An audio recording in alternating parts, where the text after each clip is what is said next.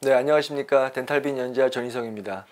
오늘은 자연치와 임플란트의 연결에 관한 문제, 이것은 약간 논란의 거리가 있는 문제이긴 합니다만 제가 10년 동안 했던 케이스 170개를 가지고 한번 얘기를 풀어나가 보도록 하겠습니다. 자연치와 임플란트를 연결하는 문제에 대해서는 역시 아직도 많은 이견이 있는 것으로 알고 있습니다. 하지만 우리가 적절한 적응증을 잘 선택한다면 이것도 충분히 좋은 치료의 한 분야라고 생각을 하고 있습니다. 자연치와 임플란트를 연결하는 것은 우리가 손쉽게 생각해 보면 임플란트는 움직이지 않는 구조물이고 자연치는 움직이는 구조물입니다. 그래서 이 두 가지를 연결하는 것이 과연 가능한 것인가? 그리고 만약에 가능하다면 어떻게 하는 것이 가장 좋을 것인가? 그리고 여기에는 어떠한 의미가 있는 것인가에 대해서 한번 살펴보는 시간을 갖도록 하겠습니다. 자연치와 임플란트를 연결하는 것이 가능할까요?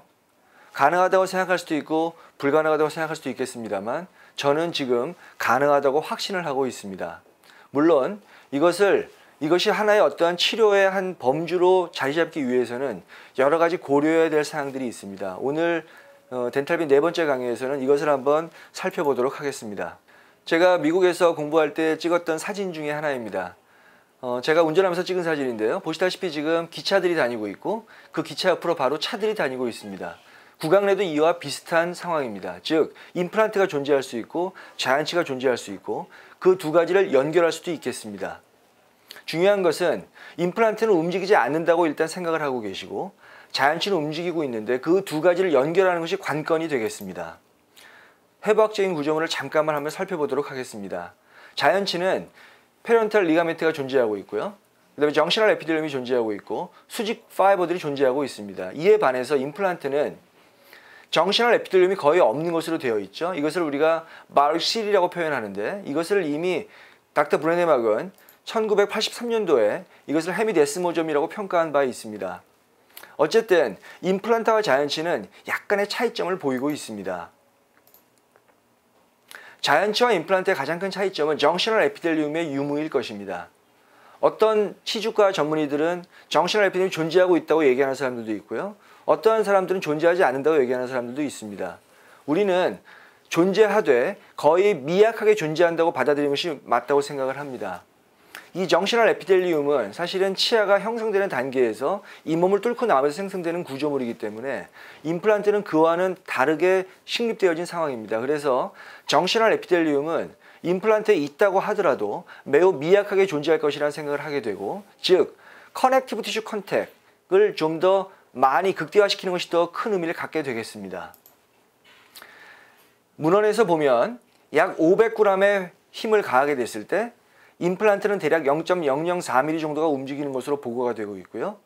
자연치는 동일한 힘을 가했을 때 0.02mm 정도가 움직이는 것으로 보고가 되고 있습니다. 즉 임플란트와 자연치의 움직임의 비율의 차이는 1:5 정도라고 볼 수가 있겠고요. 물론 자연치아가 치주염에 이완이 되어 있다면 좀 더 많은 동요들을 보이게 됩니다. 그래서 약 1:5에서 1:10까지 우리가 움직임의 차이를 규정할 수가 있겠습니다. 오늘 이 임플란트와 자연치를 연결하는 것을 시작하기 위해서는 한 가지 개념이 필요합니다. 이 환자는 예전에 방송에도 나왔다는 환자입니다. 굉장히 많은 논란거리가 있었던 환자이기도 하고요. 성형외과 수술을 잘못해서 이 환자는 지금 보시다시피 SSR을 시행했고 하지만 말유니온이 됐기 때문에 이렇게 스크루가 밖으로 삐져나와 있고요. 이 상태는 지금 골수염 상태입니다. 그리고 하악의 제니오플라스티를 시행했는데 멘탈 러브를 다 끊어먹은 상태이죠. 그래서 전체의 하악 부위가 지금 신경손상에 와 있는 상태입니다. 어쨌든 이 환자는 지금 전혀 씹지 못하고 있는 상태이고요. 재수술도 굉장히 어려운 상태입니다. 왜냐하면 이미 파이브러스 유나이온이 되어 있고 골수염 상태가 되어 있기 때문입니다. 이 환자는 제가 어떻게 치료를 했냐 하면 임플란트 하나를 하악 우측에 식립한 후에 교정을 통해서 모든 치아를 다시 배열했던 환자입니다. 지금 제가 하악 우측 부위에 임플란트 하나를 식립하였고요. 그리고 그 임플란트를 기점으로 해서 전체의 하악 치열을 그쪽으로 당겨 나가기 시작하였습니다. 그리고 2년 후에 교정 치료가 끝난 모습입니다. 수술을 시행할 수 없었기 때문에 임플란트를 가지고 교합을 다시 재구성했던 환자입니다. 이것이 교정 치료하기 직전, 즉 수술한 직후의 소견인데요.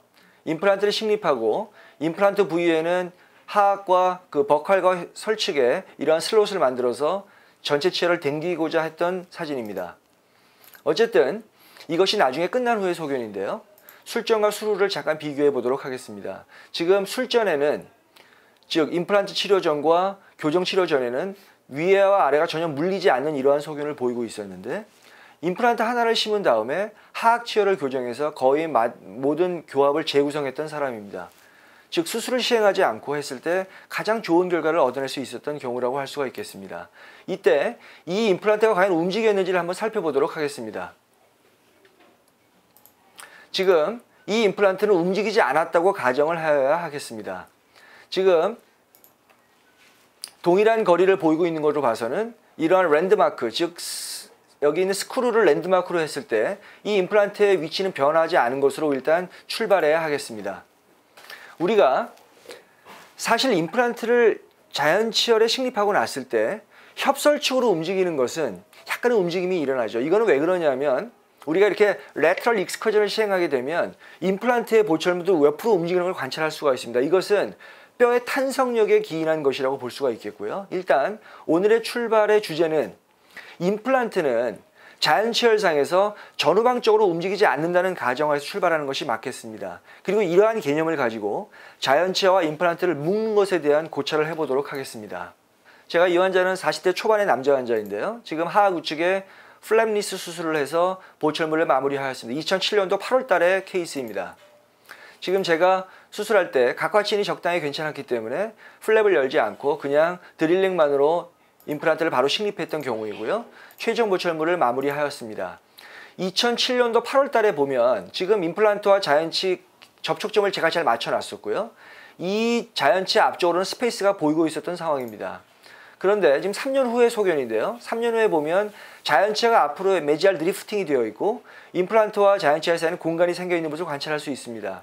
즉 임플란트는 움직이지 않는다는 가정을 출발하는 것이 맞겠고요. 자연치아는 움직일 수 있다는 가정을 반드시 하셔야 되겠습니다. 물론 왜 동일한 교합을 맞춰놨는데 자연치아가 움직일 수밖에 없느냐, 여기에 대해서는 많은 또 논란의 거리가 있습니다만 우리가 여기에는 안테리어 컴포넌트 오브 포스가 존재할 수도 있겠고요. 그 다음에 레터럴 익스커전 하면서 임플란트 자체가 이렇게 협설로 움직이는 과정 중에 파셋이 생기는 경우도 있을 수 있겠습니다. 어쨌든 임플란트는 협설로 움직일 수 있지만 전후방적으로는 움직이지 않는다는 가정을 하셔야 됩니다.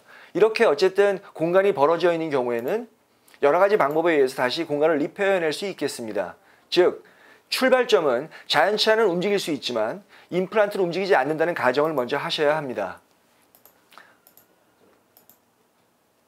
보통 일반적으로 자연치아와 임플란트가 들어간 경우에 음식물이 끼는 것을 두려워하는 경우에는 우리가 이런 식으로 레스트를 만들어서 앞에 있는 보철 자연치아에 레스트를 형성해서 이렇게 보철물을 만드는 경우도 존재하고, 이렇게 하면 보통 음식물이 끼는 것을 최소화시킬 수도 있겠습니다. 물론 앞에 있는 치아가 크라운으로 되어 있기 때문에 여기에 음식물이 껴서 제2차 충치가 생기는 것을 막아줄 수도 있겠고요. 어쨌든 이것도 하나의 중요한 올터너티브 트리트먼트, 플랜 B로서의 역할을 충분히 할 수 있다고 볼 수 있겠습니다. 자연치아와 임플란트는 많은 경우에 같이 동반되는 경우가 분명히 많이 있고요. 더군다나 교정치료라고 하는 것은 임플란트의 환경을 극대화시키는 것이기 때문에 많은 경우에 의미를 갖게 됩니다. 지금 이 환자 18살 때의 환자 사진인데요. 제가 측절치가 컨제니탈 미싱되어 있는 경우였고요. 일반적으로 18살인 경우에는 더 이상 성장이 되지 않을 거라고 생각할 수 있습니다. 다음번에 임플란트를 식립하는 가장 이상적인 시기에 대해서 다시 한번 강의를 할 계획입니다. 일단 오늘은 제가 여기에 측절치가 컨제니탈 미싱되어 있는 경우에 교정치료의 스페이스를 먼저 공간을 벌려주고요. 여기에 22번 부위에 임플란트 하나를 식립한 경우입니다. 그리고 최종 보철물을 만들었고요. 이 상태에서 디본딩을 하기 전에 여기에 있는 임플란트 좌우로 공간을 완전하게 다시 메꿔주는 파이널 세틀링을 먼저 한번 시켜주시고 그 다음에 보철물을 마무리한 경우입니다. 즉 이런 경우는 이 임플란트 하나를 기점으로 모든 자연치아들이 그 임플란트를 향해서 모아지게 되는 것이죠. 임플란트 하나는 치아 13개의 힘을 감당해낼 수 있는 충분한 힘을 갖고 있습니다. 자, 어쨌든 3년 후에 이 환자 나이가 22살이 되었을 때 이게 인프라 오클루전이 되어 있었던 것이죠. 우리가 알다시피 임플란트는 더 이상 성장할 수 없기 때문에 일종의 안킬로스 투스의 양상을 보이게 됩니다. 이런 경우에는 그냥 보철모를 다시 재제작해 주면 되는 것이고요. 지금 10년 후의 소견입니다. 지금 어쨌든 여기 있는 이 22번의 임플란트는 잘 유지되고 있는 모습을 관찰할 수 있습니다. 즉 임플란트를 기점으로 나머지 13개의 치아를 모아줄 수가 있다면 이것은 굉장히 안정적인 치료라고 할 수가 있겠습니다. 제가 11년 동안 자연치아와 임플란트를 연결했던 케이스 173개의 케이스를 한번 분석해 보았습니다. 임플란트의 관점에서 본다면 단 한 개도 실패한 케이스가 없었고요. 자연치아의 관점에 대해서는 오늘 결론 시간에 다시 한번 언급해 보도록 하겠습니다. 제가 어떠한 임플란트를 썼는지에 대해서는 주로 이제 인터널 본 레벨 타입의 임플란트를 주로 사용을 하였고요. 픽스처의 직경은 주로 레귤라 다이아메터 4.0 이상을 주로 사용을 하였고요. 경우에 따라서는 와이드 바디도 사용하였습니다.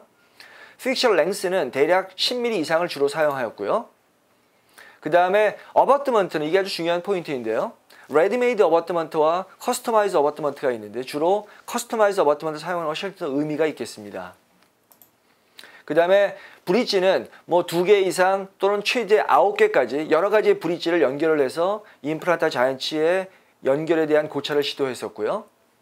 임플란트를 앞에 심을 것인가 임플란트를 뒤에 심을 것인가 이것도 분석을 해봤는데 큰 유의성 있는 차이를 발견하지는 못했습니다. 그리고 리텐션 메서드는 전부가 다 시멘테이드 리텐시드로 가야 한다는 것을 알 수 있었습니다. 간단한 케이스 먼저 하나를 살펴보도록 하겠습니다. 2007년도 8월 달에 제가 사각 좌측에 임플란트를 식립했고요. 옆에 있는 제2대구치와 연결을 한 상태입니다. 시간이 지나면서 다른 쪽도 임플란트를 시행을 했고요. 그리고 5년의 시간이 흘렀고 대략 8년의 시간이 흘렀습니다. 지금 이렇게 자연치아 임플란트를 연결한 케이스를 한번 살펴보도록 하겠습니다. 지금 여기 있는 이 25번의 임플란트는 27번 자연치아와 연결한 케이스인데요. 지금 8년의 시간이 흘렀지만 전혀 문제없이 잘 사용되고 있습니다. 자연치아 임플란트를 연결할 때 우리가 하나 실수하는 것이 있습니다. 왜냐하면 앞서 언급했듯이 임플란트는 움직이지 않고 자연치아는 대략 5배 혹은 10배 정도의 움직임을 보이고 있기 때문에 우리가 상식적으로 생각했을 때 이 두 가지의 움직임의 차이가 나는 두 가지 엘리먼트를 연결할 때 그러한 움직임을 허용해 주려고 했던 것이 실패의 원인이었다는 것이죠. 즉 non rigid connection으로 가느냐 rigid connection으로 가느냐 굉장히 중요한 포인트입니다. 중요한 것은 움직임이 있는 부분과 움직임이 없는 부분을 rigid connection 하는 것이 정답이라는 것이죠. 왜냐하면 이것을 자연체의 움직임을 허용해 주기 위해서 non-rigid connection으로 가게 되면 훨씬 더 많은 문제점이 생기게 됩니다. 그 이유 중에 하나가 우리가 알다시피 바로 자연체의 인트루전 현상입니다. 자연체의 인트루전은 아주 많은 경우에 생기게 되는데 왜냐하면 이렇게 non-rigid나 semi-rigid connection으로 가게 되면 자연체의 인트루전이 발생하게 되면서 자연체가 먼저 손상되게 되기 때문입니다. 그리고 나서 그 다음에 임플란트가 돌면서 역시 임플란트까지 망가지는 것을 우리가 발견할 수 있고요. 즉 움직임의 차이가 나는 두 가지의 구조물을 연결할 때는 시멘트 리텐션으로 가는 것이 가장 확실한 답이라는 결론에 도달하게 되었습니다. 많은 저자들도 여기에 동의하고 있는데요. 자연치아와 임플란트를 연결할 때는 반드시 non-rigid한 커넥터를 하게 되면 문제가 생길 수 있다는 것이죠. 왜냐하면 자연치아가 먼저 인트루전이 되고 그 다음에 연이어서 임플란트가 망가진다는 것입니다. 우리가 임플란트와 자연치아를 이렇게 연결하게 되면 non-rigid connection으로 연결하게 되면 자연치아가 먼저 이렇게 흔들리게 되는 현상을 관찰하게 됩니다. 그러면서 자연치아가 빠지게 되고요. 그 다음에 임플란트가 클로그와이즈 또는 카운터 클로그와이즈 돌면서 결국은 임플란트까지도 문제를 일으키게 된다는 것이죠. 그래서 지금의 개념은 자연치아와 임플란트를 연결하고자 할 때는 리지드한 커넥션을 통한 시멘트 리텐션이 정답이라는 생각을 하게 됩니다.